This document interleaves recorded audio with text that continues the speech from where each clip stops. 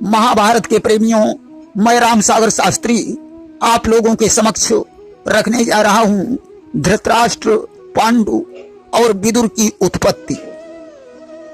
देखिए, उधर तो अंबालिका ने शिखंडी के रूप में राजा द्रुपद के घर में जन्म ले लिया और इधर बिलर देश का राजा अपनी पुत्री बिलरा का स्वयंवर कर रहा था।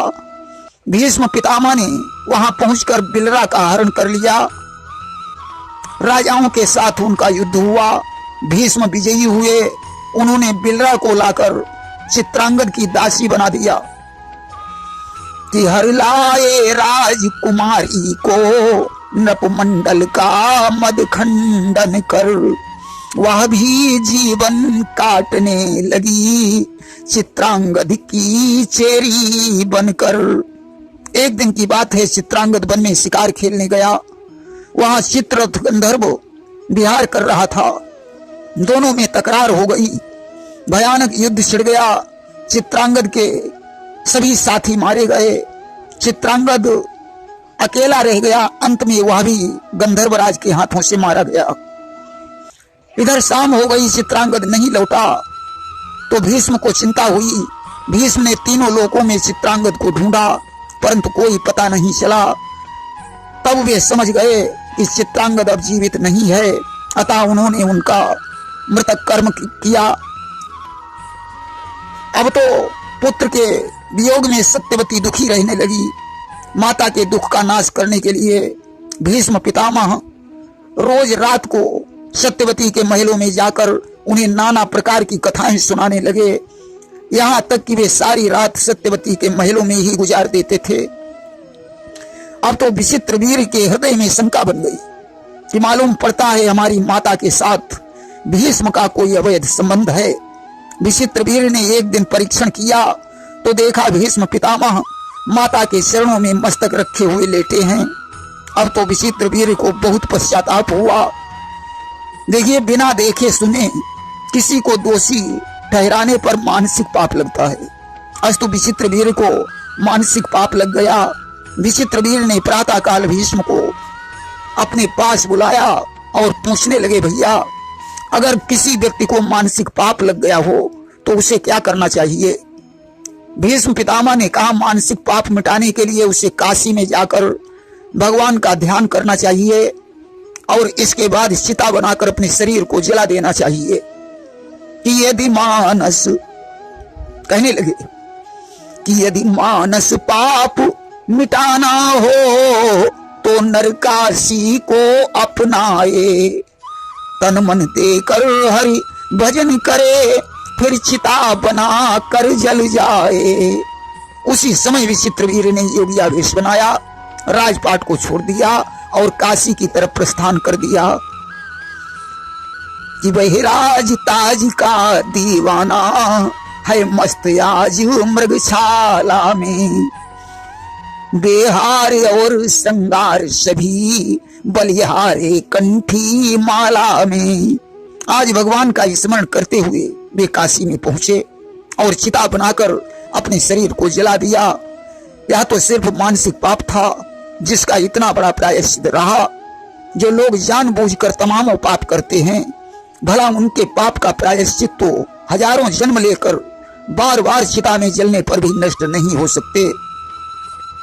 आज भीष्म पितामह को जब ये पता चला तो उन्हें बहुत दुख हुआ। सत्यवती और भी दुख में डूब गई कि सत्यवती बहुरोदन करई और वंश नाश भव धीर न धरई। सत्यवती ने भीष्म से कहा, बेटा, अब तो हमारे दोनों पुत्र समाप्त हो चुके हैं, इसलिए हस्तिनापुर के शासन की बागडोर तुम्हें संभालनी पड़ेगी। भीष्म ने कहा, माता, मैंने जिस प्रतिज्ञा के खातिर अंबालिका की हत्या का पाप अपने सिर पर ले लिया और गुरुदेव परशुराम के साथ युद्ध किया, आज उस प्रतिज्ञा को तुम तोड़वाना चाहती हो कि जिस वचन और प्रण के पीछे हत्या ली राजकुमारी की, जिस वचन और प्रण के पीछे गुरुवर से भी धर्मारी की, उस वचन जरा से लालच में सेवक से अम्ब तुड़ाओ ना, हा हा कर पैर चूमता हूँ, उस प्रण से मुझे छुड़ाओ ना। हे माँ, मैं तेरे पैर पड़ता हूँ, मेरी भीष्म प्रतिज्ञा का खंडन मत करवाओ। सत्यवती को उस समय अपने पहले पुत्र व्यास का ध्यान आया कि सत्यवती तब कीन विचारा, अपूर्व पुत्र है व्यास हमारा। आज उसने व्यास जी का ध्यान किया, व्यास देव प्रकट हो गए। सत्यवती ने कहा, बेटा तुम्हारे दोनों भाई समाप्त हो चुके हैं, देवव्रत भीष्म प्रतिज्ञा कर चुके हैं, अब हस्तिनापुर का युवराज कौन बनेगा? अस्तु तुम या तो इस राज सिंहासन को संभालो या वंश वृद्धि का कोई तरीका निकालो। व्यास जी ने कहा, मां अब तो एक ही उपाय है, यदि तुम्हारी तीनों बहुएं निवस्त्र होकर सायंकाल के समय मेरी आंखों के सामने से निकल जाएं, तो दृष्टि भोग मात्र से वे गर्भवती हो जाएंगी। देखिए, व्यास जी तो भगवान के अवतार हैं, उनके अंदर कभी विकार ही नहीं आ सकता है। सायंकाल के समय व्यास जी ने भयानक वेश धारण किया। सबसे पहले अंबा का नंबर आया कि शर्म और संकोच का दिल पर पर्दा डाल, आंखें कसकर वस्त्र से निकल पड़ी तत्काल। अंबा ने आंखों में पट्टी बांधी और निवस्त्र होकर निकल पड़ी। और तब ही व्यास यह वचन उचारा कि अंधा हुई है पुत्र तुम्हारा। व्यास जी ने कहा, देवी तुमने आंखों में पट्टी बांध रखी है, इसलिए तुम्हारा पुत्र अंधा होगा।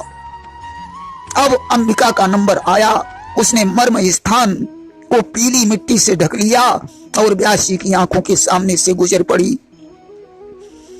व्यास देव कहने लगे, सुन देवी वरदान, पांडु रोग से ग्रसित ही हो तेरे संतान। व्यास ने कहा, तुमने मर्म स्थान को पीली मिट्टी से ढका है, इसलिए तुम्हारा पुत्र पांडु रोग से ग्रस्त होगा। अब तो बिलरा नाम की दासी का नंबर आ गया। वह विचार करती है कि व्यास जी तो भगवान के अवतार हैं, भला उनसे क्या छुपा है। बिलरा एकदम निवस्त्र होकर निकली। व्यास जी कहने लगे, तूने भगवान से कोई पर्दा नहीं किया है, इसलिए तेरा पुत्र परम भक्त होगा। हंस कर कहा महर्षि ने, सुन देवी वरदान, प्रगटेगी इस कोख से परम भक्त संतान। आज वरदान देकर व्यास जी अंतर्ध्यान हो गए। कालांतर में अंबा से धृतराष्ट्र, अंबिका से पांडु और बिलरा से विदुर की उत्पत्ति हुई। देखिए, विदुर जी यमराज के अवतार थे। एक बार किसी राजा के सिपाहियों ने कुछ चोरों को मांडव्य ऋषि के आश्रम में पकड़ा। राजा ने मांडव्य के सहित उन्हें सूली पर चढ़ा दिया। मांडव्य जिस समय मरकर यमराज के पास पहुंचे तो उन्होंने यमराज से सूली पर चढ़ाए जाने का पाप पूछा। यमराज ने कहा, तुमने बचपन में एक टिड्डी को उसकी नोक से छेद कर मार डाला था, इसलिए तुम्हें सूली की सजा मिली। मांडव्य ने कहा, बचपन में बच्चे को बोध नहीं होता है, फिर भी तुमने मुझे इतनी बड़ी सजा दी है, इसलिए मैं तुम्हें श्राप देता हूं कि तुम्हें भी मनुष्य का रूप धारण करना पड़ेगा। कि साप हमार लेऊ अब राई, मनुज रूप जन्महु जग जाई। इसीलिए अंबिका के गर्भ से यमराज ने मनुज के रूप में अवतार लिया। कि विदुर भय तब ता सुकुमारा, शूद्रा गर्भलीन अवतारा। यह प्रसंग सुनकर लोगों को आश्चर्य होगा कि दृष्टि मात्र से ये सब कैसे हो गया। देखिए, दृष्टि आत्माओं को खींच लेती है, दृष्टि वैर और प्रीत का कारण बन सकती है, दृष्टि पत्थर पर भी अपना असर डाल सकती है। दृष्टि का असर बहुत बड़ा है। धीरे धीरे तीनों पुत्र विवाह के योग्य हो गए। भीष्म को उनके विवाह की चिंता सताने लगी। राजा गांधार की पुत्री का नाम गांधारी था, जो भगवान शंकर की परम भक्त थी। उसकी तपस्या पर एक दिन भगवान शंकर ने प्रकट होकर उससे वरदान मांगने को कहा। गांधारी ने 100 पुत्र और 1 कन्या का वरदान मांगा। शंकर जी ने एव मस्तु कह दिया और अंतर ध्यान हो गए। इधर पुत्री को विवाह योग्य जानकर गांधार नरेश ने उसका स्वयंवर ठाना। भीष्म भी वहां पहुंचे और गांधारी का हरण करके हस्तिनापुर ले आए। धृतराष्ट्र के साथ उसका विवाह कर दिया। गांधारी ने देखा कि मेरे पतिदेव अंधे हैं, अतः उसने भी अपनी आंखों पर पट्टी बांध ली कि जब ते सुनो हो तो पति आंधो तब ते नयन माही पट बांधो। और जानते हो ये पट्टी कब खोली थी? जब महाभारत के युद्ध में उसके 99 पुत्रों का संहार हो चुका था। उस समय दुर्योधन का सारा शरीर वज्र बनाने के लिए गांधारी ने अपनी पट्टी खोली थी। धन्य है भारत की देवियों को। आज तो संसार फैशन में जी रहा है। पति अंधा है, पत्नी दोनों आंखों में काजल लगा रही है। सच पूछो तो पति की सेवा से बड़ा कोई धर्म ही नहीं है। भीष्म ने धृतराष्ट्र की आज्ञा से हस्तिनापुर का सिंहासन पांडु को समर्पित कर दिया और उनके विवाह की चिंता करने लगे। देखिए, राजा सूरसेन की पुत्री का नाम प्रथा था। सूरसेन के मित्र कुंती भोज थे। सूरसेन ने अपनी पुत्री प्रथा को कुंती भोज को दे दिया। कुंती भोज ने उसका पालन पोषण किया और उसका नाम कुंती रख दिया। धीरे धीरे पुत्री सयानी हो गई। एक दिन कुंती भोज के दरबार में महर्षि दुर्वासा आ गए। कुंती भोज ने दुर्वासा से चौवासा व्यतीत करने के लिए कहा। अब भला दुर्वासा जैसे क्रोधी महात्मा को ठहराना कोई आसान बात नहीं थी। कुंती भोज विचार करते हैं कि इनके प्रबंध में जरा सी भी कमी आई तो श्राप देने में विलंब नहीं होगा। कुछ दरबारियों ने कहा, महाराज अच्छे भले क्यों आफत मोल लोगे। तब तक कुंती आ गई। उसने कहा, आप चिंता मत करें, मैं रात में सोना बंद कर दूंगी, सारा प्रबंध मेरे ऊपर छोड़ दीजिए। दुर्वासा ठहर गए। चौवासा व्यतीत हो गया। कुंती की भक्ति पर प्रसन्न होकर दुर्वासा ने उसे आकर्षण मंत्र प्रदान किया और उसका प्रयोग बतलाकर वहां से चले गए। कुंती ने विचार किया कि इस मंत्र के प्रभाव से देवता यहाँ आ सकते हैं। मैं आज परीक्षण करके देखूं आखिर मंत्र में कितनी सच्चाई है। आज उसने सूर्यदेव का आह्वान किया कि यों कह कर ज्यों ही किया दिन कर का आह्वान, त्यों ही प्रगटे सामने स्वयं सूर्य भगवान। सूर्यदेव ने कुंती को अपने समान तेजस्वी पुत्र होने का वरदान दे दिया और अंतर्ध्यान हो गए। कालांतर में कर्ण पुत्र का जन्म हुआ। कुंती ने लोक लज्जा के डर से वह बालक गंगा जी में प्रवाहित कर दिया। दैव योग से अधिरथ नामक सारथी गंगा के तट पर पहुंचा। उसने वह बच्चा लाकर अपनी पत्नी राधा को दे दिया। राधा ने उस बच्चे का पालन पोषण किया, जिससे कर्ण सूत पुत्र कहा जाने लगा। धीरे धीरे कर्ण 5 वर्ष का हो गया। एक दिन बच्चों के साथ खेल रहा था। बच्चे कर्ण की हंसी करने लगे कि तेरे माता पिता का पता ही नहीं है, तुझे तो सारथी गंगा से निकाल लाया था। अब तो कर्ण लज्जित होकर गंगा जी में प्राण त्यागने के लिए चल पड़ा। उस समय भगवान सूर्य प्रकट हो गए। उन्होंने कहा, बेटा मैं तुम्हारा पिता हूं, तुम मेरे ही पुत्र हो। कर्ण ने कहा, तो हमारी माता कौन है? सूर्यदेव ने एक अनल चीर निकाला और कर्ण को दे दिया। बोले, बेटा इस चीर को ओढ़कर जो जले नहीं वही तुम्हारी माता होगी। धीरे धीरे तुम्हें माता का पता स्वयं चल जाएगा। इसके बाद कर्ण ब्राह्मण बनकर परशुराम के आश्रम पर जाकर धनुर्वेद सीखने लगा। परशुराम को जब पता चला कि कर्ण क्षत्रिय का अंश है तो उन्होंने 5 बाण देकर कहा कि ले जाए 5 बाण लड़के, जीवन भर तुझे बचाएंगे। जब निकल हाथ से जाएंगे तो जीवन लेकर जाएंगे। यह बाण तेरे लिए श्राप और वरदान दोनों हैं। जब तक तेरे पास ये बाण रहेंगे तब तक तेरे शरीर में प्राण रहेंगे। जिस दिन ये बाण तेरे हाथों से निकल जाएंगे उस दिन समझ लेना कि अब हमारे शरीर से प्राण जाने वाले हैं।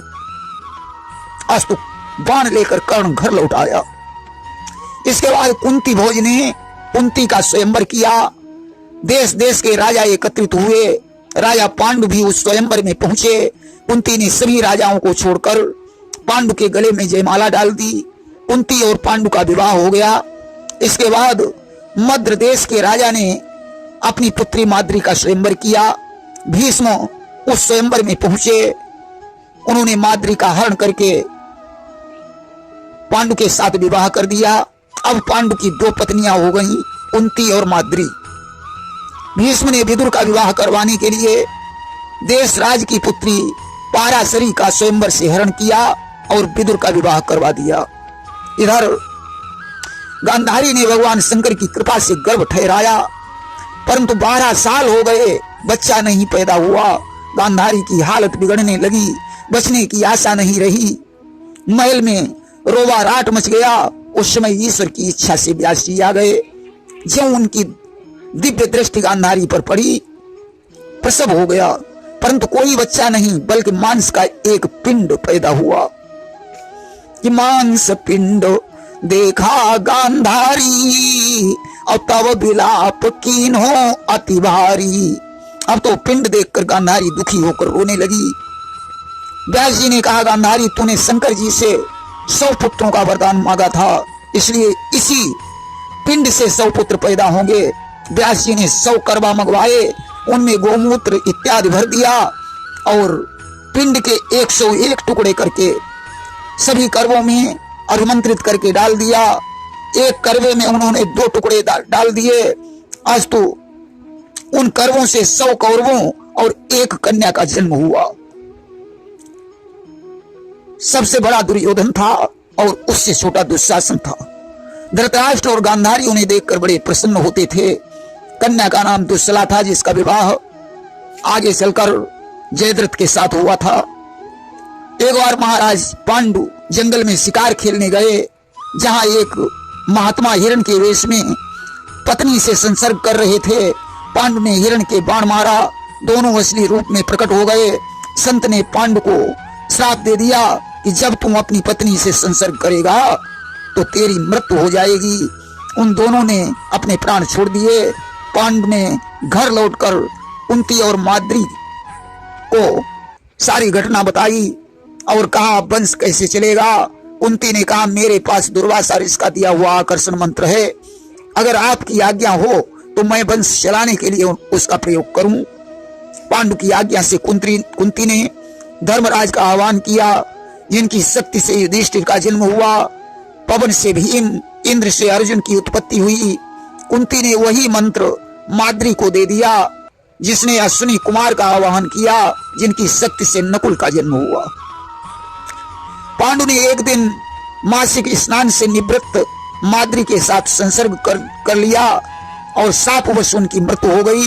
परंतु कालांतर में माद्री से सहदेव का जन्म हुआ।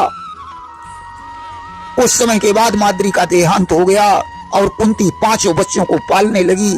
अब तो 100 कौरव और 5 पांडव मिलकर आपस में क्रीड़ा करने लगे। भीम कौरवों को बहुत परेशान करता था। जब कौरव वृक्ष पर चढ़ जाते तो भीम नीचे से वृक्ष पकड़कर हिला देता था और कौरव पके हुए फल की तरह नीचे गिर जाते थे। कभी कभी भीम एक साथ 10 भाइयों की टांगे पकड़कर जमीन पर पटक देता था कि एक ही बार गाई 10 भाई और पटकी भीम तब चरण घुमाई। आज तो परेशान होकर दुर्योधन ने भीम को जहर का भोजन खिला दिया और उसकी लाश को गंगा जी में डाल दिया। जहां पाताल लोक में नागसुता अहिलमती ने भीम को जीवित करके अपना विवाह कर लिया। पत्नी को वहीं छोड़कर भीम वापस लौट आए। इसके बाद द्रोणाचार्य के द्वारा उनकी शिक्षा दीक्षा प्रारंभ हो गई। अर्जुन बाण विद्या में प्रवीण हो गए और इधर कुंती और गांधारी के बीच राजमहल के शिव मंदिर को लेकर झगड़ा हो गया। शंकर जी ने प्रकट होकर कहा, जो सुगंध युक्त स्वर्ण फूलों को मेरे ऊपर चढ़ाएगा उसी की संतान आगे चलकर राजा बनेगी। अर्जुन ने कुबेर के बगीचे में बाण छोड़कर स्वर्ण पुष्प से शिव मंदिर को ढक दिया। शिव ने कुंती को वरदान दे दिया कि तुम्हारी संतान ही आगे चलकर राजा बनेगी। शिक्षा दीक्षा से फारिग होने के पश्चात दुर्योधन की हट पर धृतराष्ट्र ने ब्रह्मपुर में लाक्षा गृह बनवाया और उसमें आग लगवा दी। परंतु किसी तरह से पांडव सुरक्षित बाहर निकल गए। जंगल में पहुंचकर भीम ने हिडम्ब को मारकर उसकी बहन हिडम्बिनी से विवाह किया, जिससे घटोत्कच नामक पुत्र पैदा हुआ। हिडम्बिनी उस बच्चे को अपने साथ लेकर चली गई। प्रेम से बोलिए वृंदावन बिहारी लाल की जय।